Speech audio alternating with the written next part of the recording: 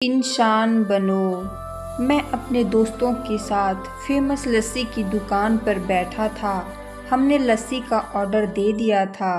कुर्सियों पर बैठकर हम सभी यार दोस्त हंसी ठिठोली कर रहे थे। दुकानदार हमारा ऑर्डर तैयार कर रहा था। तभी वहाँ पर एक बूढ़ी लगभग 74-75 वर्ष की औरत आकर खड़ी हो गई। कमज़ोर थी, चेहरे पर भूख साफ नज़र आ रही थी। आंखें चेहरे में अंदर घुसी हुई थी, लेकिन आंखों में पानी चमक रहा था। देखकर ही पता चल रहा था कि उनका गुजारा मांग कर चलता होगा। मैंने उन्हें देने के लिए अपने जेब में हाथ डाला, लेकिन पता नहीं मुझे क्या सूझा कि मैंने अपने हाथ रोक लिए और उनसे पूछा, दादी आप लस्सी पिएंगी?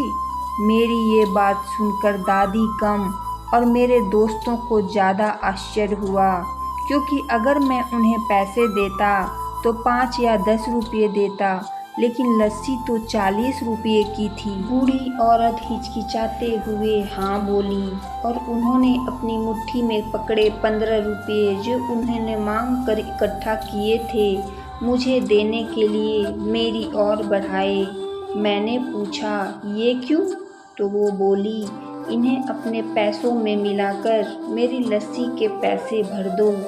उन्हें देखकर मैं भावुक तो पहले ही हो गया था, पर उनकी बात सुनकर मेरी आंख और गला भर आया। मैंने दुकानदार को एक लस्सी बढ़ाने के लिए कहा।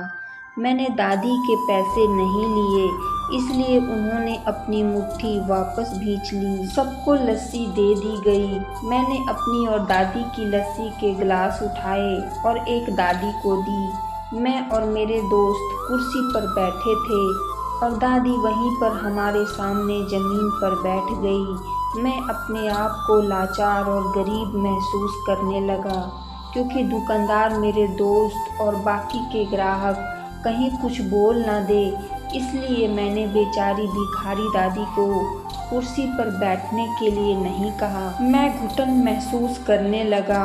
मैं कुर्सी से उठा और दादी के पास ज़मीन पर बैठ गया।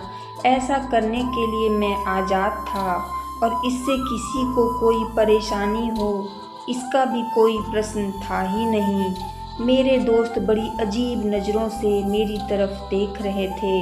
वो कुछ बोल पाते इससे पहले दुकानदार ने दादी को उठाया और कुर्सी पर बिठाया और मेरी तरफ मुस्कुराकर देखते हुए हाथ जोड़कर बोला, साहब ऊपर बैठिए।